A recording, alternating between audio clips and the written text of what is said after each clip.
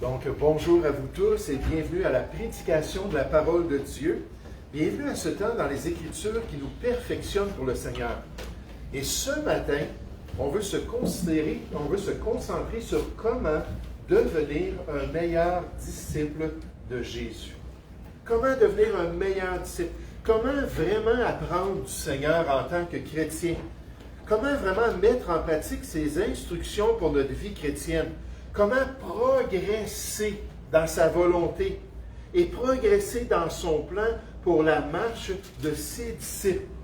Et je pense quand on pense au Nouveau Testament et à tout ce qu'on pourrait regarder concernant ce rôle-là de disciple, que les instructions de Jésus même, c'est la meilleure place à commencer ce matin. C'est le fondement pour une marche chrétienne, c'est le fondement pour une progression spirituelle en tant que disciple, pour devenir de meilleurs disciples du Seigneur. C'est la base de notre croissance spirituelle en tant qu'étudiants des voies de Dieu. Et ce matin, j'aimerais qu'on cherche ensemble un passage biblique qui présente ces instructions pour l'Église de Jésus-Christ, pour nous aider à progresser en tant que disciples du Seigneur. Cherchons ensemble l'Évangile de Matthieu au chapitre 28. L'Évangile de Matthieu au chapitre 28, n'oubliez pas, notre objectif, c'est savoir comment devenir un meilleur disciple du Seigneur. L'Évangile de Matthieu au chapitre 28, à partir du verset 18, donc la fin du chapitre 28. Au verset 18, avant que Jésus remonte dans la gloire, il donne ici ses dernières instructions avant de quitter la terre, et on appelle ça la grande mission de l'Église de Jésus-Christ. Matthieu chapitre 28 au verset 18. Jésus s'étant approché, leur parla ainsi.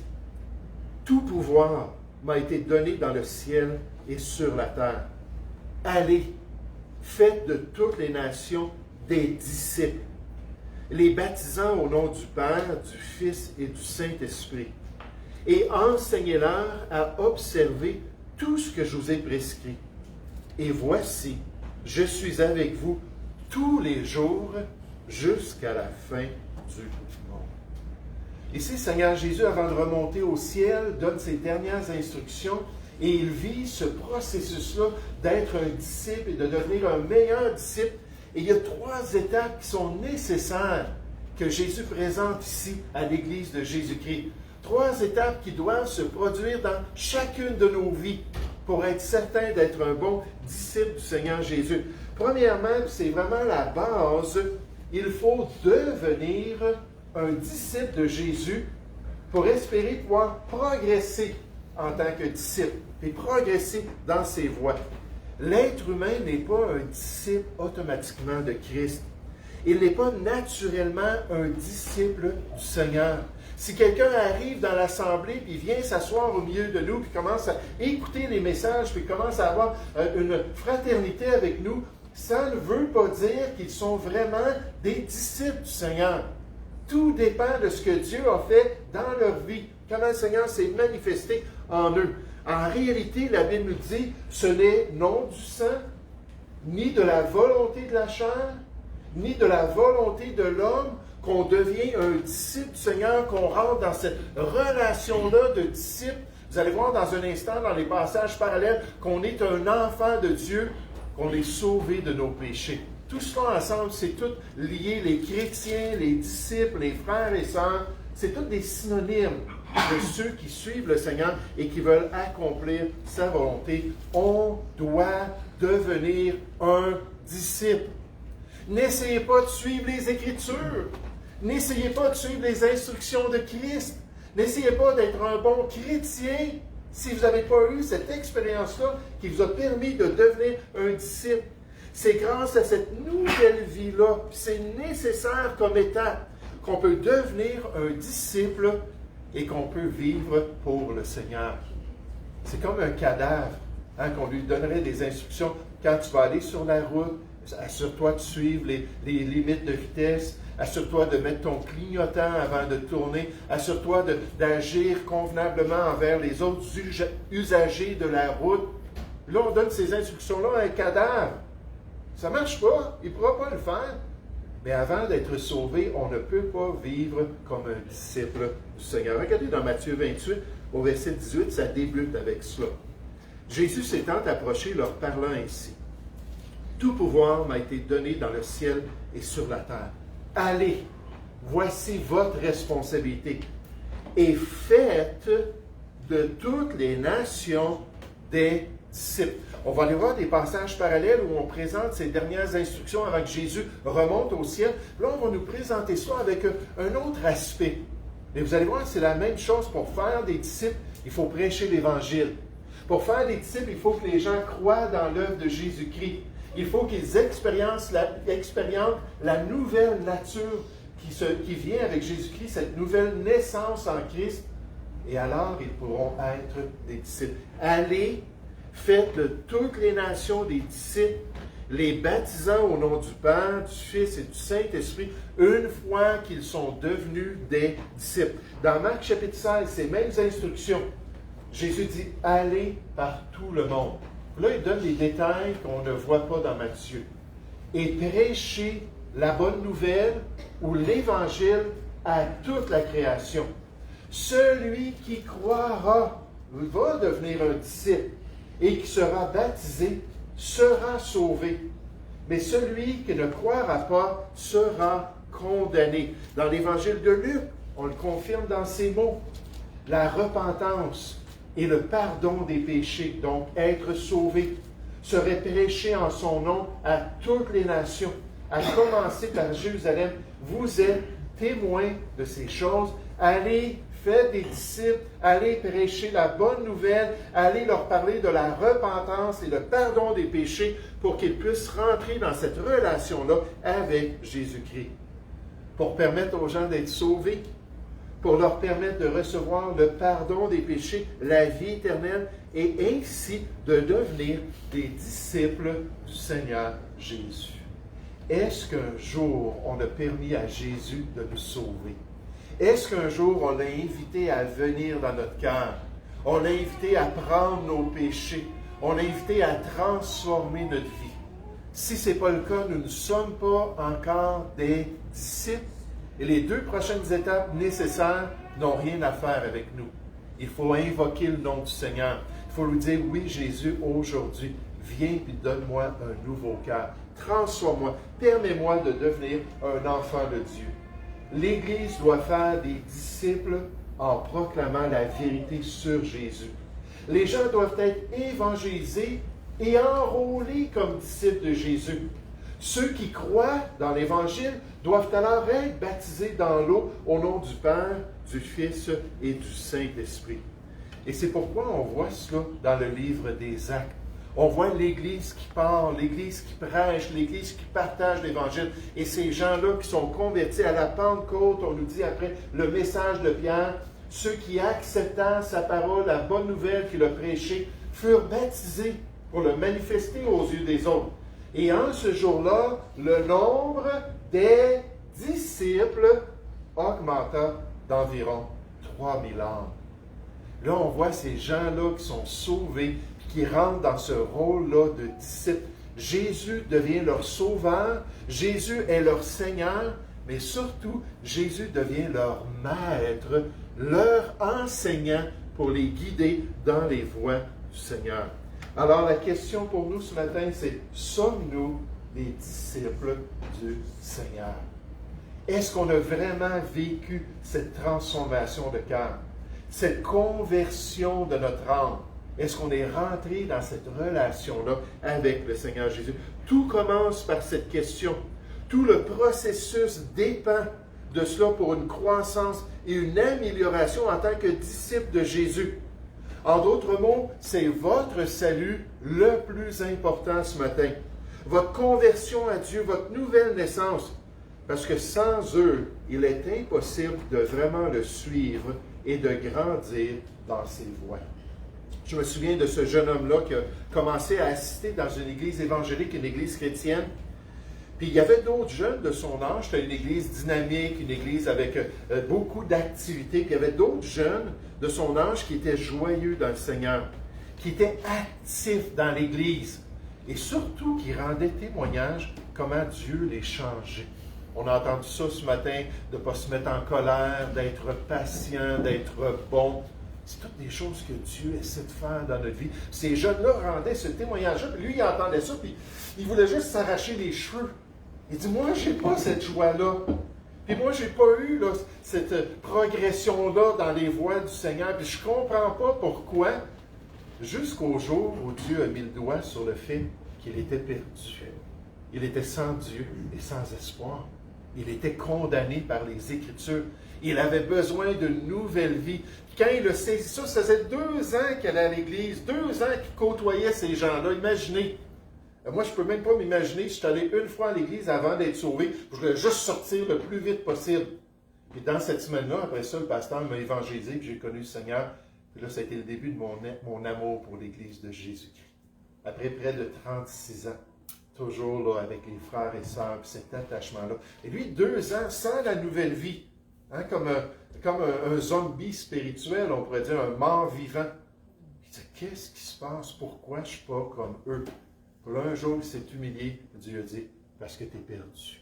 Tu as besoin d'une nouvelle vie en Jésus-Christ. Tu as besoin d'être transformé. Puis là, il a ouvert son cœur. Ses yeux se sont ouverts. Sa vie a été changée. Puis depuis ce temps-là, près de 45 ans plus tard, il continue à servir le Seigneur avec joie à cause de cette transformation-là.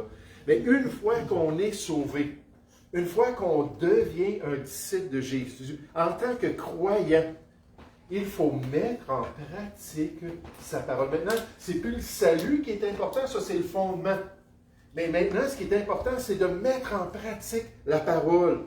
Un bon disciple est celui qui minutieusement va suivre les instructions de son maître, de Jésus lui-même. Celui qui va obéir aux vérités qui se trouvent dans la Bible. Qui va prendre quotidiennement la Bible comme sol de tasse, puis il va ouvrir la Bible, puis il va demander, Seigneur, que veux-tu que je fasse? Qu'est-ce que tu as à m'enseigner ce matin? Là, il va chercher à comprendre, il va chercher à saisir les modifications, les changements que Dieu veut dans sa vie. Juste en passant, après toutes ces années dans le ministère, c'est arrivé que quelques fois, que quelqu'un est venu me voir et dit, je lisais ce matin dans mon culte, et Dieu m'a montré quelque chose que je devais changer. Là, je suis tellement content parce que je comprends mieux sa volonté. Et maintenant, je veux grandir et mettre ça en pratique dans ma vie. On va parler de toutes sortes de choses en tant que chrétien, puis toutes les vérités des Écritures. Mais de voir quelqu'un que Dieu a enseigné personnellement, que l'Esprit de vérité est venu convaincre dans sa vie personnelle pour dire « Hey, j'ai changé ça cette semaine dans ma conduite. J'ai changé ça dans ma vie. » Mais j'aimerais vous dire, ça devrait être continuellement qu'on apprend de Dieu, continuellement qu'on recherche à comprendre. Le disciple, c'est celui qui examine ce qui est agréable au Seigneur. Hein, qui va faire son examen, qui va faire sa recherche, qui va tester les Écritures pour s'assurer d'accomplir la volonté de Dieu, qui s'efforce de lui plaire de plus en plus dans sa marche de tous les jours, en mettant en pratique les commandements de Dieu, en grandissant dans son obéissance au Seigneur, en grandissant en suivant sa parole et sa volonté écrite dans le Nouveau Testament, comme on le voit si clairement dans notre verset du mois pour le mois de juillet. Si vous m'aimez, Jean 14, 15, gardez mes commandements. Et si on veut grandir en tant que disciple, c'est qu'on dit à Dieu qu'on veut grandir dans notre amour pour Jésus. On veut grandir dans cette relation si précieuse. On veut grandir dans un désir d'obéir de plus en plus à sa parole, de progresser de plus en plus dans une pratique qui plaît au Seigneur. Dans Matthieu chapitre 28, regardez au verset 19. Jésus dit, allez, faites de toutes les nations des disciples, ça c'est le fondement, c'est la base, c'est nécessaire. Les baptisants au nom du Père, du Fils et du Saint-Esprit, ça ne devrait pas être difficile, n'est-ce pas? On vient d'accepter le Seigneur, on vient de rentrer dans cette relation-là. Souvent, dans les Écritures, c'est lié ensemble. Une personne comme Corneille et sa famille acceptent le Seigneur, puis après ça, ils vont se faire baptiser dans l'eau. Ah, nécessairement, après avoir compris c'est quoi le baptême d'eau, après avoir saisi pourquoi le Seigneur nous a donné cette responsabilité-là. Puis là, il dit, vous allez aller faire de ces gens-là des disciples avec l'Évangile de Christ, puis tout de suite après, vous allez dire le premier pas d'obéissance. La première chose à faire pour plaire au Seigneur, c'est d'aller devant tout le monde et dire « Je suis sauvé!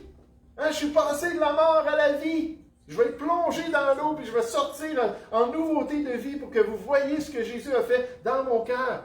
Ça ne devrait pas être difficile. Ça ne devrait pas être onéreux. C'est un pas d'obéissance. Pourquoi? Parce qu'un disciple a déjà cet esprit-là de vécu pour son sauveur, pour son maître, pour suivre ses instructions. Et il dit, allez, faites de toutes les nations des disciples, les baptisant au nom du Père, du Fils et du Saint-Esprit. Et, ça ne s'arrête pas là, parce qu'il y a un pas d'obéissance, puis il y a une multitude de pas d'obéissance après. Et enseignez-leur, les nouveaux disciples du Seigneur, à observer, puis idéalement, tout ce que je vous ai prescrit.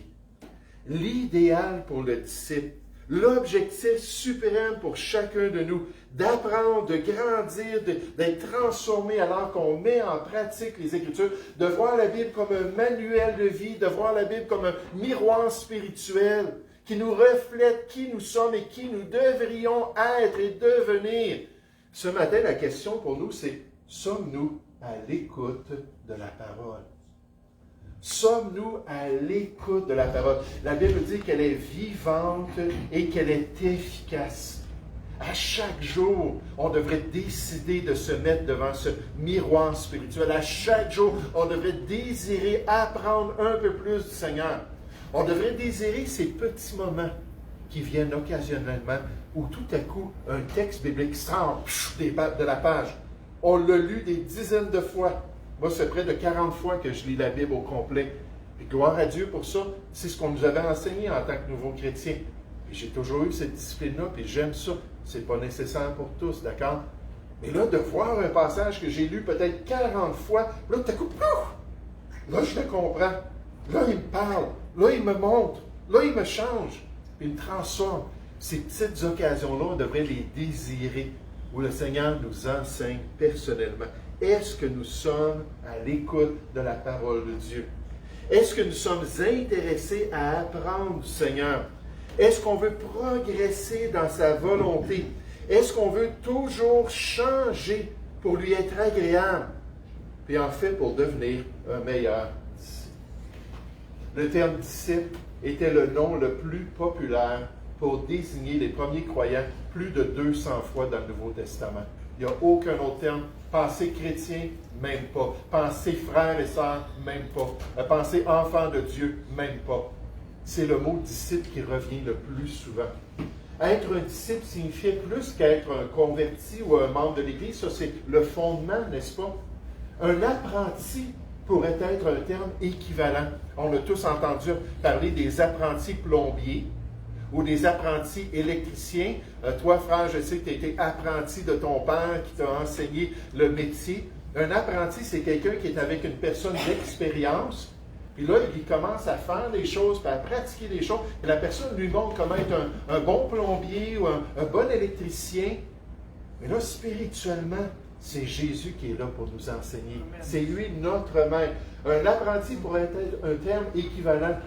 Un disciple s'attachait à un maître. Dans les écoles rabbiniques, c'était très populaire. On était placé avec un maître, s'identifiait à lui, apprenait de lui et même vivait avec lui. Il apprenait non seulement en écoutant, mais aussi en pratiquant. C'était ça l'objectif. C'est que la vie, la sagesse pour les Juifs, c'était une vie changée, une vie pratique dans les voies de Dieu. Le disciple est donc celui qui a cru en Jésus-Christ et qui a exprimé sa foi en se faisant baptiser. C'est le premier pas d'obéissance. Il demeure dans la communion des croyants. Il continue avec l'Église chrétienne afin d'être instruit dans les vérités de la foi qu'on retrouve dans le Nouveau Testament.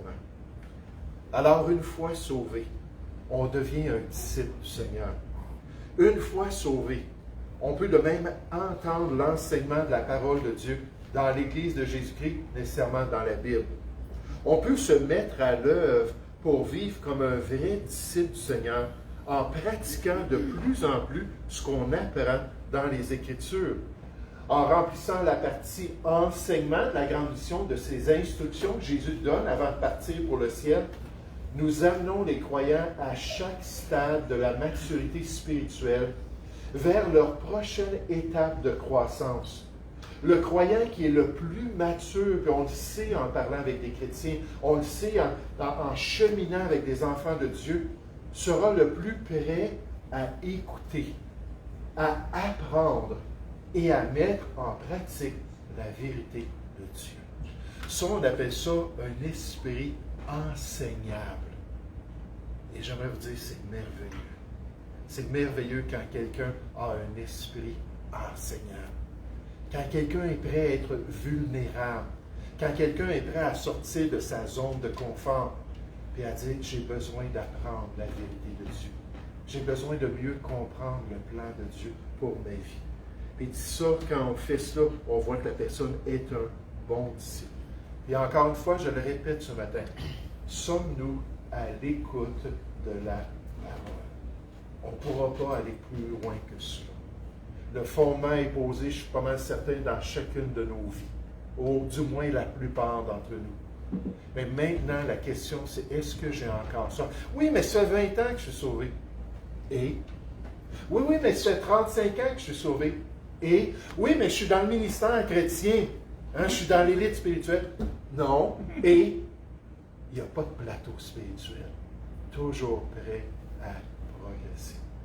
Je mentionnais ça tout à l'heure, ce beau verset dans les Proverbes. Un cœur calme est la vie du corps.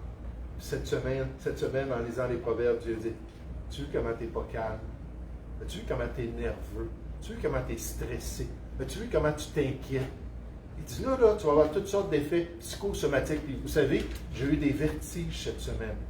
Ça fait longtemps que Claude m'en avait partagé comment il avait vécu ça. Ça a pris 2 jours avant que ça parte. Là, j'ai eu ces vertiges-là. Puis quand j'ai ça, là, je m'en vais, là, puis on a cancellé la distribution. Je n'aurais pas pu faire de la distribution. Là.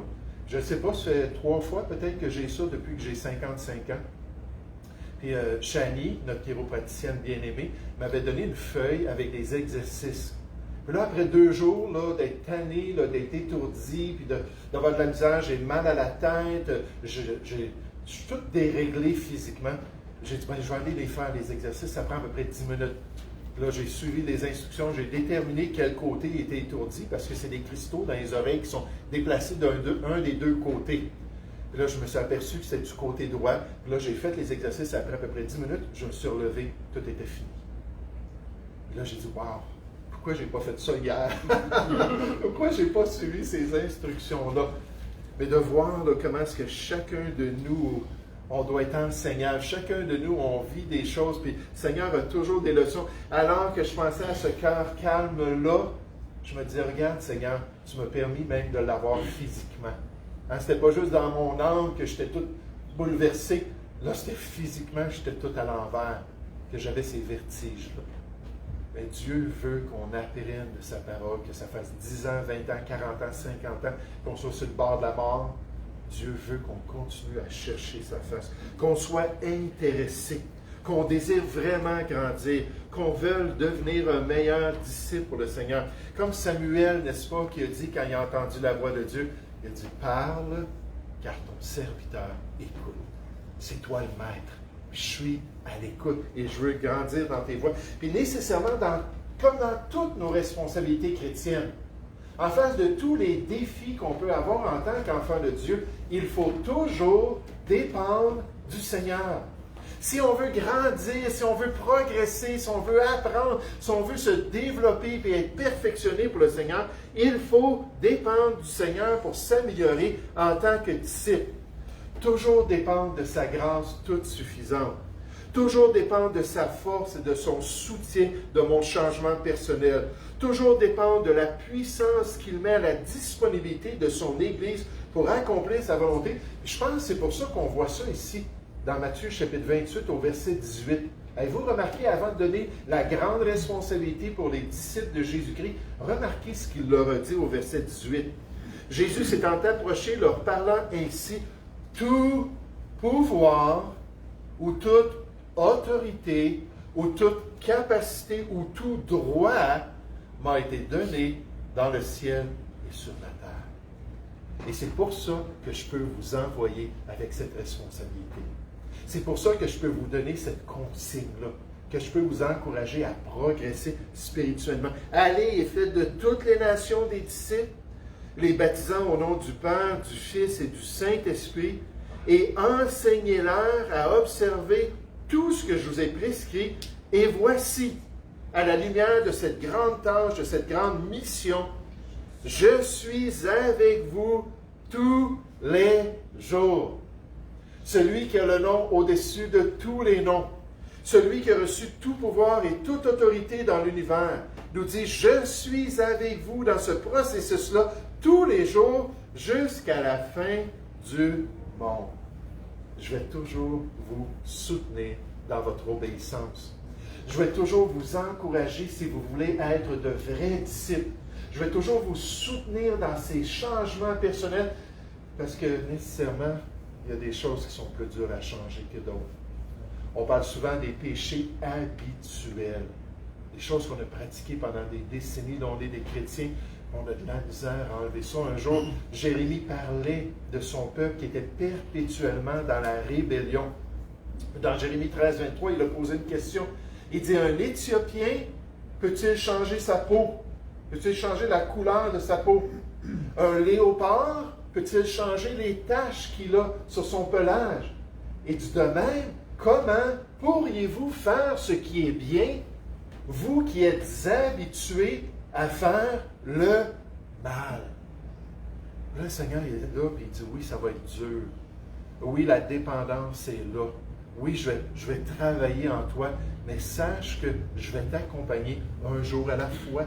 Je vais t'accompagner quotidiennement jusqu'à la fin de ta marche chrétienne pour te transformer et te permettre d'accomplir ma volonté dans ce monde. Si vous allez, si vous baptisez, si vous enseignez, si vous voyagez ensemble en tant que mes disciples, sachez que je suis avec vous tous les jours jusqu'à la fin du monde. C'est ce que Jésus vous dit aujourd'hui. C'est pourquoi la résurrection de Jésus est si importante. Il est avec chacun de nous. Est-ce qu'on peut dire ensemble cette dernière phrase-là? Il est avec chacun de vous. Il est là pour vous soutenir. Il est là pour vous encourager dans un passage parallèle qu'on a vu dans Marc chapitre 16. Après leur avoir dit d'aller par tout le monde, de prêcher la bonne nouvelle, le Seigneur, après leur avoir parlé, leur avoir donné cette grande mission, fut enlevé au ciel. Et il s'assit à la droite de Dieu. Et ils s'en allèrent prêcher partout, obéissant au Seigneur, en voulant faire des disciples et suivre la volonté de Dieu. Le Seigneur travaillait avec eux. On nous parle de sa force qui nous accompagne. On nous parle de sa grâce qui est disponible. On nous parle de son soutien dans notre marche chrétienne. Le Seigneur travaillait avec eux et confirmait la parole nécessairement. C'était le fondement de l'Église. C'était les ouvriers choisis par les miracles qui l'accompagnaient parce qu'ils étaient prêts à accomplir la volonté de Dieu. La question pour nous ce matin, c'est sommes-nous dépendants du Seigneur? Est-ce qu'on essaie de le faire par la grâce de Dieu? Ou est-ce qu'on dépend de nous-mêmes? Encore une fois, on revient au fondement. Si on n'est pas vraiment encore un disciple, si on n'a pas expérimenté la nouvelle vie en Jésus-Christ, mais écoutez, on essaie par nous-mêmes. Puis là, l'échec est clair dans les Écritures. Paul a même dit dans Romains 7 au verset 18, il dit « Ce qui est bon n'habite pas en moi, c'est-à-dire dans ma chair. J'ai le vouloir de faire le bien, mais je n'ai pas la force d'accomplir la volonté du Seigneur. » Plus tard, il a dit, « Qui me délivrera de ce corps de mort? Si je dépends de ma chair, si je dépends du vieil homme, si je ne saisis pas cette grâce qui est disponible de la part du Seigneur, non, je ne pourrai pas changer. Non, je ne pourrai pas être délivré de mes dépendances. Non, je ne pourrai pas être victorieux dans ma marche puis ma progression en tant que disciple du Seigneur. C'est pour ça qu'on doit dépendre de lui. Dans 1 Pierre 4, au verset 11, c'est clair. Si quelqu'un remplit un ministère, si quelqu'un est en train d'accomplir une tâche pour le Seigneur, une œuvre, un service dans les voies de Dieu, qu'il le remplisse selon ou en proportion de la force que Dieu communique. Et ça, c'est notre vie chrétienne. On doit faire les choses selon la force que Dieu communique, afin qu'en toute chose, Dieu soit glorifié par Jésus-Christ. à qui appartiennent la gloire et la puissance, notre progrès, nos changements, nos victoires, la liberté qu'on reçoit en Jésus-Christ, à qui appartiennent la gloire et la puissance au siècle des siècles. Amen. Alors qu'on dépend de lui. Oh, j'aimerais vous dire, ces dernières instructions de Jésus sont vraiment nécessaires. Juste avant de quitter pour la gloire, il a dit, voici ce que vous devez comprendre. Premièrement, en tant que personne et nécessairement en tant que ceux qui veulent connaître le Seigneur, il faut devenir un disciple. Il faut être sauvé. Il faut expérimenter la nouvelle vie en Jésus-Christ. 2 Corinthiens 5,7 nous dit que si quelqu'un est en Jésus-Christ, il est une nouvelle créature. Ça prend cela. Est-ce que vous êtes un disciple? Est-ce que vous êtes sauvé? Vous le savez, l'Esprit a rendu témoignage à votre esprit. Oui, oui, tu as vraiment cru en Jésus-Christ. Ta vie a vraiment été changée. Et deuxièmement, est-ce que nous sommes à l'écoute? Jean 1, verset 21, ça dit de recevoir avec douceur ces instructions de la parole de Dieu, avec docilité, avec désir. Qu'est-ce que tu veux, Seigneur? Qu'est-ce que tu veux que je change? Comment est-ce que je peux progresser? Comment est-ce que je peux revêtir l'image de Jésus-Christ de plus en plus? Quelles sont les attitudes que tu veux? Quels sont les comportements que tu veux? Comment est-ce que tu veux que je pense? Vous savez, ça, c'est un des grands défis, d'amener toute pensée à l'obéissance de Jésus-Christ. 2 Corinthiens, chapitre 10, au verset 5. Dieu veut qu'on se soumette même dans nos pensées, qu'on le glorifie en ayant les pensées qui l'honorent, des pensées dignes de louange. Philippiens 4, au verset 8, nous parle de toutes ces belles pensées vertueuses que Dieu veut qu'on ait. Alors, il faut gérer ce qui se passe dans notre tête. En ce moment, je suis en train de lire 2 livres. Vous savez, j'ai décidé dans ma formation dans les études supérieures, de quitter la théologie pour aller plus me concentrer sur la vie chrétienne. Puis comment est-ce que je peux aider les chrétiens? Comment est-ce que je peux encourager les chrétiens? Donc, une formation pour, on appelle ça la cure d'âme des fois, mais pour aider les chrétiens à être victorieux, tout ça. Mais ça fait des années de ça que j'ai fait cette formation. J'ai presque tout oublié. Fait que là, mon épouse et moi, on a pris 2 livres sur comment aider les chrétiens. Moi, j'en lis un, puis ensuite, on lit l'autre avec elle. Je lis l'autre plutôt avec elle. Celui qu'on lit, mon épouse et moi, c'est sur la dépression. Un des plus grands problèmes chez les chrétiens. Pas juste dans le monde, les statistiques démontrent que les chrétiens, c'est l'âge, par contre, là, mais je pense que dans les statistiques évangéliques aussi, comment est-ce qu'on devient déprimé? Comment est-ce que c'est facile d'avoir une dépression personnelle? Et il disait tout de suite, en commençant, lui, il a toute une formation en psychologie et en psychiatrie, c'est un docteur, mais il est chrétien, puis il dit, je crois que la Bible nous donne de meilleures solutions que la plupart des thérapies du monde. Il dit, quand ce n'est pas quelque chose de physique, quelque chose d'hormonal, quelque chose de chimique, un débalancement quelconque, mais c'est vraiment une question existentielle, il dit, la Bible nous donne des meilleures solutions que toutes les thérapies dans le monde. Donc ça, c'est son opinion. Et là, il disait, mais pour les gens qui sont déprimés, on va en parler pendant 175 pages, la dépression chez les chrétiens. Il dit, la première chose à considérer, c'est qu'est-ce qui se passe dans nos pensées. Comment est-ce qu'on gère nos temps difficiles? Comment est-ce qu'on gère les pressions, des déceptions qu'on vit, le découragement? Il dit, il faut toujours serrer la parole de Dieu avec ses belles promesses dans notre cœur, qu'on se relève. Oui, le juste tombe, mais on se relève. Et là, on sort de notre dépression.